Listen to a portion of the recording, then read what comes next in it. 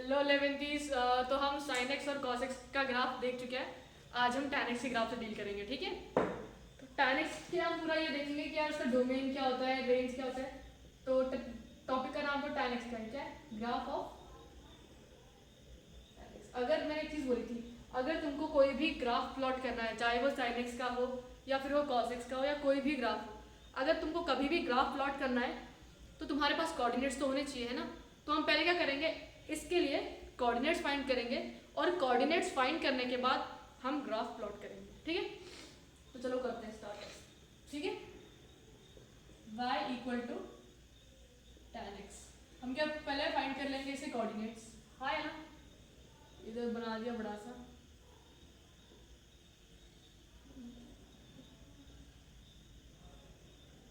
तो हमारा ग्राफ क्या है, y equal to tan x, right. तो हमको x और y की वैल्यूज देनी है, राइट। तो x हमारा क्या होगा, एंगल होगा, और y हमारा क्या होगा, जो भी वैल्यूज उसके डालने पे आएंगे। तो हम पहले फर्स्ट बोल देते हैं x इक्वल टू 0, तो y क्या हो जाएगा, tan 0। tan 0 कितना होता है हमारा, tan 0 इज 0, tan 0 0 होता है। रीजन एक सिंपल है, जैसे अगर tan 0 है ना, tan को कैसे लिख सकते हो, sin theta upon cos theta, right. तो अगर tan 0 ले रहे हो तो इधर थीटा की जगह कौन सा एंगल आ रहा है, 0 आ रहा है। sin 0 कितना होता है, 0, cos 0 1, बट ऊपर न्यूमरेटर में 0 आ गया तो वैल्यू हो जाएगी 0। तो tan 0 की वैल्यू कितनी होती है, 0। मतलब जब तुम्हारा x का कोऑर्डिनेट 0, x का वैल्यू 0 है तो y भी कितना है तुम्हारा, 0 आ रहा है, ठीक है। उसके बाद सेकंड ले लेते हैं हम। आगे बता, ये तो क्लैरिटी हो गई तुमको। सेकंड ले लेते हैं x इक्वल टू 30 डिग्री, तो मतलब y इक्वल टू tan 30 है ना। tan 30 कितना होता है, 1/√3। वही जैसे ये tan theta equal to sin theta by cos theta. तो तुमको sin 30 की वैल्यू मालूम है, sin 30 की वैल्यू कितनी होती है हमारी, sin 30 की वैल्यू थी हाफ, और ये होती है 1/√3, राइट। तो वो दोनों कट जाएंगे और बचेगा ये, जैसे sin थीटा कितना होता है, sin 30 अपॉन cos 30, है ना। sin 30 होता है हाफ, cos 30 कितना होता है, √3/2, 2 कैंसिल, 1/√3, तो कितना है 1/√3। तो जब हमारा एंगल 30 डिग्री है, 30 डिग्री मतलब कौन सा, हम हमेशा याद रखेंगे कि जो भी हम कन्वर्ट कर रहे हैं हम उसको किस में करेंगे, रेडियंस में। तो 30 डिग्री देखो, जो पाई होता है वो किसके इक्वल होता है, 180 डिग्री। पाई किसके इक्वल होता है, 180। तो अगर 30 डिग्री लिखना है तो कैसे लिखेंगे, पाई बाय 6, है ना, 180/6, 6 1 30, ओके। और इसकी एंगल वैल्यू क्या आ रही है इसकी, 1/√3। वैसे ही x इक्वल टू 45 ले लेंगे, तो y क्या हो जाएगा, y equal to tan 45। tan 45 की वैल्यू कितनी होती है, 1। तो जब ये 45 कब आता है, π/4, π/4 बोलते हैं, ठीक है। तो रेडियस में π/4 होता है 45, π/4 की इसमें वैल्यू क्या है, 1, ओके। उसके बाद हम tan 90 ले लेते हैं, x इक्वल टू 90, मतलब तो y क्या हो जाएगा, tan 90। tan 90 वैल्यू क्या हो जाएगी, बस ही ना, sin 90 अपॉन cos 90। sin 90 कितना होता है, 0, sin 90 कितना होता है, 1 होता है, cos 90 0। अब 1/0 तुमको पता है, 1/0 इसका मतलब क्या होता है, टेंड्स टू इन्फिनिटी, है ना। 1/0 या 1/∞ टेंड्स टू 0 या 1/0 टेंड्स टू इन्फिनिटी, ठीक है। तो जब तुम इसमें वैल्यू कौन सी पुट कर रहे हो, 90 डिग्री, तो ये वैल्यू कहाँ पे जा रही है, इन्फिनिटी पे, इन्फिनिटी पकड़ेंगे, ठीक है। हम जैसे बोलते थे ना 1/0 नॉट डिफाइंड, अब हम उसको नॉट डिफाइंड नहीं बोलेंगे, हम बोलेंगे यार वो ऐसी वैल्यू जिसकी वैल्यू हमको मालूम नहीं है। तो 1/0 इज इन्फिनिटी पे जा रही है, जो वैल्यू हमको मालूम नहीं है। आई होप इतना तुमको समझा होगा, है ना, क्लैरिटी मिली तुम लोगों को इसकी। तो आई होप इतना समझा होगा तुम लोग को, इसलिए अभी हम 1/0 को क्या बोल रहे हैं, इन्फिनिटी। वैसे ही जैसा भी आगे जो एंगल्स थे हमारे वो सारे क्या थे, ये पॉजिटिव थे, 0 30 45 90। तो हम अब कुछ नेगेटिव एंगल्स भी ले लेते हैं, अब हम नेगेटिव एंगल्स भी ले लेते हैं। और एक चीज बता दूं, tan of minus theta minus tan theta होगा, tan of minus theta minus tan theta होगा। ये कैसे होता है, देखो माइनस थीटा है ना, अब देखो ये 0 होता है, ये तुम्हारा 90, ये तुम्हारा 180, ये तुम्हारा 270 और ये तुम्हारा 360, ओके। तो 0 90, अब देखो 0 मतलब ये, इसको तुम माइनस थीटा को 0 माइनस थीटा बोल सकते हो ना, मतलब तुम कुछ इस लाइन पे खड़े हो। अब माइनस बोला तो तुम नेगेटिव पीछे जा रहे हो, नेगेटिव मतलब क्लॉकवाइज और पीछे जा रहे हो। तो पीछे जब हम जा रहे हैं, हम कौन से क्वाड्रेंट में लैंड कर रहे हैं, फोर्थ क्वाड्रेंट। फोर्थ क्वाड्रेंट में कौन से ट्रिग्नोमेट्रिक रेशियो की वैल्यू पॉजिटिव होती है, सिर्फ cos बाकी सारे क्या होते हैं नेगेटिव, है ना। सिर्फ कौन पॉजिटिव होता है हमारा, कॉस, कॉस थीटा और उसका रेसिप्रोकल या उसका ऑपोजिट सेक थीटा, कॉस और सेक। बट अभी देखो यहाँ पे जो ट्रिग्नोमेट्रिक रेशियो है वो कौन सी है, टैन है, और टैन कौन से क्वाड्रेंट में आ रहा है, 4, तो इसलिए वो माइनस टैन थीटा हो जाता है। ठीक है, इसमें तुमको कंफ्यूजन नहीं होना चाहिए किसी को, क्योंकि हमने ऑलरेडी बहुत सारे वीडियोस में डील कर रखा है। अब जैसे हमने ये सारी पॉजिटिव वैल्यूज दी ना, 0 प्लस 30 प्लस 45 प्लस 90, वैसे अब हम कुछ नेगेटिव एंगल्स भी ले लेते हैं। और तुमको यहाँ पे क्या याद रखना है, tan theta is equal to minus tan theta. Okay, बड़ा बना देते हैं और इसमें 2-3 वैल्यूज इन्वॉल्व कर देंगे। जैसे tan minus pi bye x की जगह क्या ले लेंगे, माइनस पाई बाय 6। ठीक है, तो ये कितना हो जाएगा, y equal to tan of minus pi by 6 minus tan of minus theta, है ना, मतलब माइनस की साइन बाहर आ जाएगी इसमें, minus tan pi by 6। Pi by 6 किसकी वैल्यू तुम्हारी 30 डिग्री, और 30 डिग्री पे ये क्या होता है 1/√3, तो माइनस ऑफ 1/√3, समझा। tan पाई बाय 6 की वैल्यू 1/√3 और उसके आगे नेगेटिव वाली साइन, तो यहाँ पे क्या आएगा माइनस पाई बाय 6 माइनस 1/√3। ठीक है, वैसे ही अगर तुम tan 45 ले लेते हो, क्या ले लेते हो, x की value pi by minus pi bye 4, क्या ले रहे हो x की वैल्यू माइनस पाई बाय 4, तो यहाँ पे जो वैल्यू है वो क्या हो जाएगी tan of minus pi bye 4, but angle का जो नेगेटिव वाला साइन है वो बाहर आ जाएगा, अभी हो जाएगा माइनस tan पाई बाय 4, तो कितना हो जाएगा -1, राइट। तो जब तुम्हारा x का वैल्यू माइनस पाई बाय 4 है तो तुम्हारी वैल्यू कितनी आ रही है -1। आई होप इतना समझा होगा तुम लोग को। और एक 2-3 देख लेते हैं, और x equal to minus pi by 2 ले लेते हैं। x इक्वल टू क्या लिया मैंने, माइनस पाई बाय 2, तो y किस में पुट करेंगे, तो tan of minus pi by 2, right. Negative वाली साइन बाहर आ जाएगी इसके हिसाब से, माइनस tan पाई बाय 2। अब देखो ये वैल्यू क्या होती है, इन्फिनिटी पे जाती है ना, तो ये माइनस इन्फिनिटी पे जाएगी, राइट। tan 90 क्या है, देखो tan प्लस 90 कितना है, इन्फिनिटी, तो tan 90 की जगह इन्फिनिटी पे था नेगेटिव साइन, तो माइनस पाई बाय 2 कहाँ पे जा रहा है तुम्हारा, माइनस इन्फिनिटी। तो देखो हमको कोऑर्डिनेट्स बहुत सारे मिल गए, कोऑर्डिनेट्स मिल गए ना। अब हम वैल्यूज, इस वैल्यूज का यूज करके हम अब ग्राफ प्लॉट करेंगे। तो आया तुम लोग को ये सारी वैल्यूज क्लियर है, कहाँ से आई कैसे आई, ठीक है। अब हम आगे चलते हैं।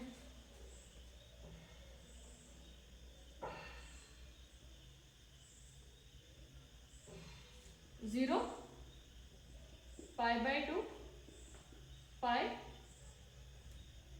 0 90 180 और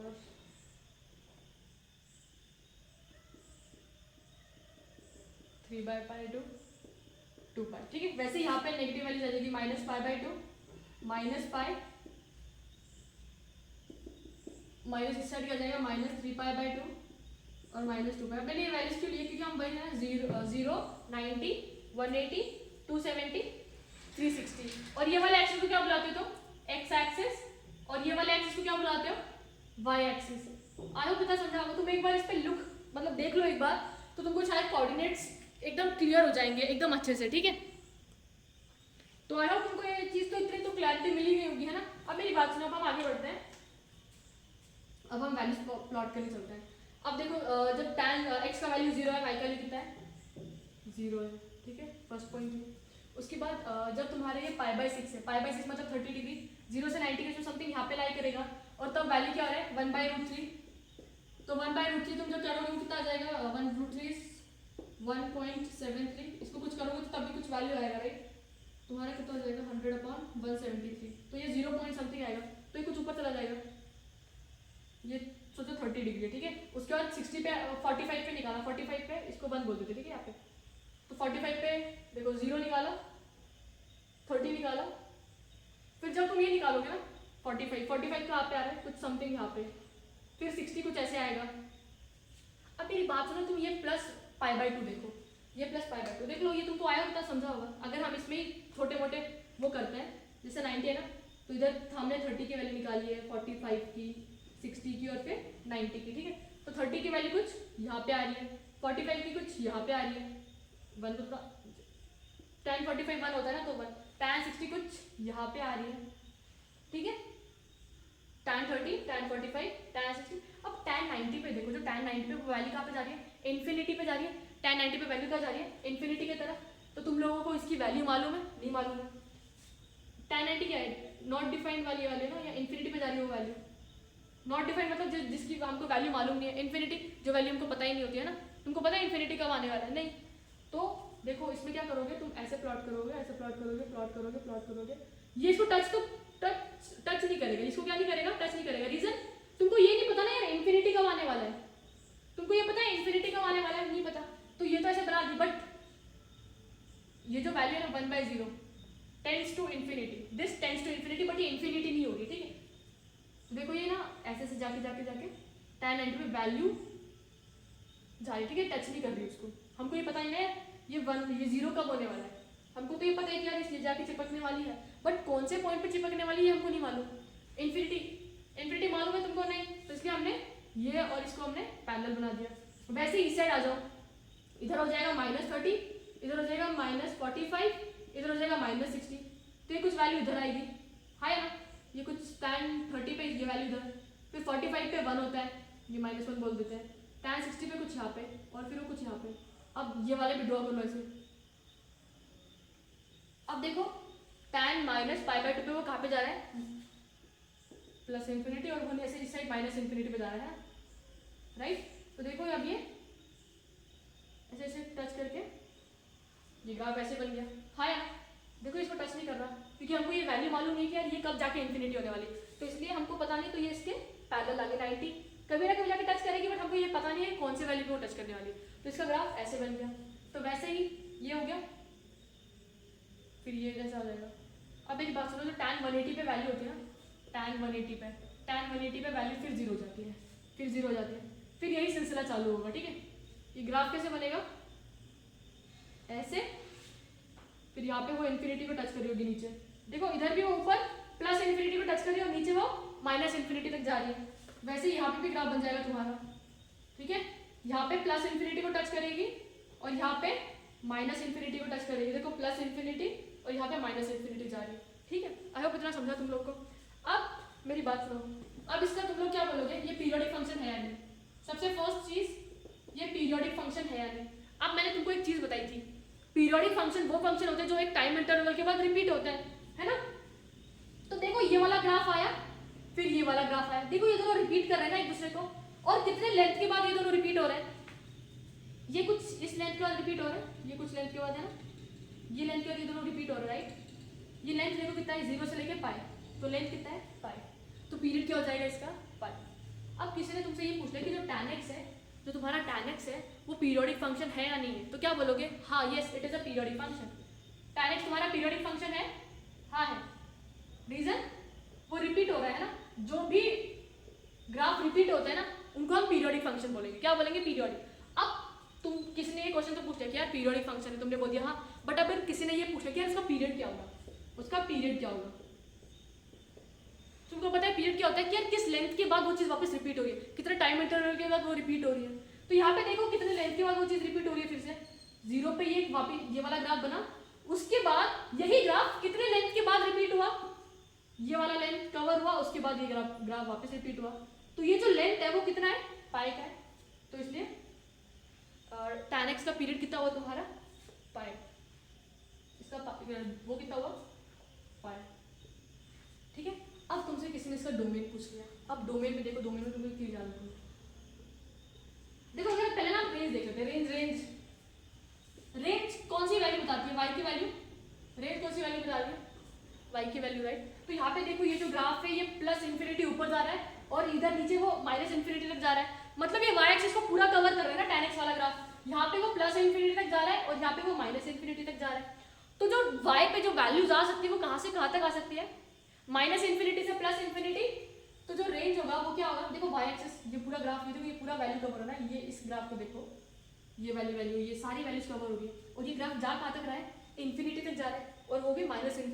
और इधर ऊपर किस पे जा रहा है? +∞। तो देखो y की ये सारी वैल्यूज कवर हो जा रही है और ये नीचे वाली वैल्यूज भी कवर हो रही है। तो रेंज क्या हो जाएगा? रेंज क्या हो जाएगा? -∞ टू +∞। रेंज क्या हो जाएगा इसका? -∞ टू +∞। आई होप इतना समझा हो तुम लोग को। अब जो डोमेन है ना, उसके लिए तुमको एक चीज याद रखनी है। तुम इतना नोट डाउन कर लो, मैं मिठा देती हूँ। तुम जल्दी से फटाफट फटाफट नोट डाउन कर लो, फिर मैं 2 मिनट में बिठा दूंगी फटाफट। तो आई होप इतना नोट डाउन कर लिया होगा तुम लोगों ने, है ना। अब हम डोमेन की बात करते हैं। किसकी बात करते हैं? डोमेन की। किसकी बात करेंगे? डोमेन की, ठीक है। अब मेरी बात सुनो, डोमेन कौन सी वैल्यूज होती है? एक्स की वैल्यूज है ना, एक्स की वैल्यू से आपको डोमेन मिलता है, राइट। तो अब तुमको देखो, जब हम अगर tan थीटा को लिखेंगे तो tan थीटा क्या होता है, ये बिठा देते हैं, ठीक है। तो तुमने नोट डाउन कर ही लिया होगा।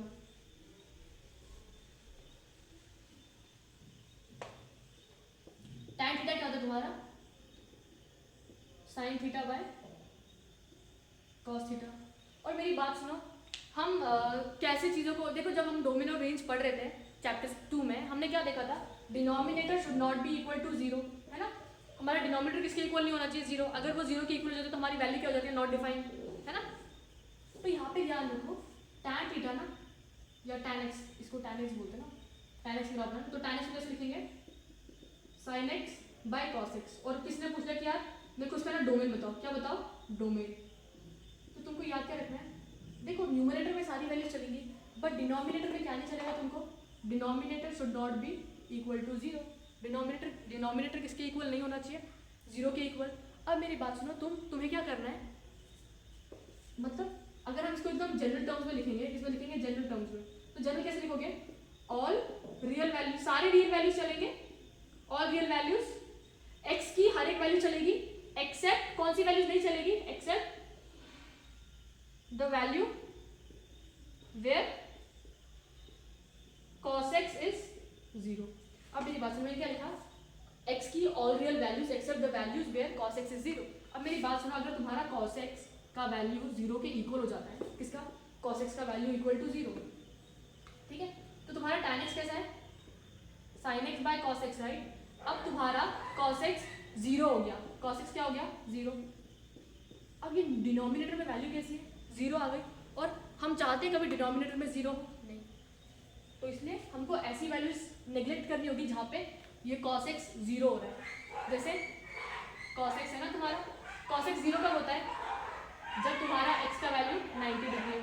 x का वैल्यू क्या हो? 90 डिग्री हो, राइट। x का वैल्यू क्या हो?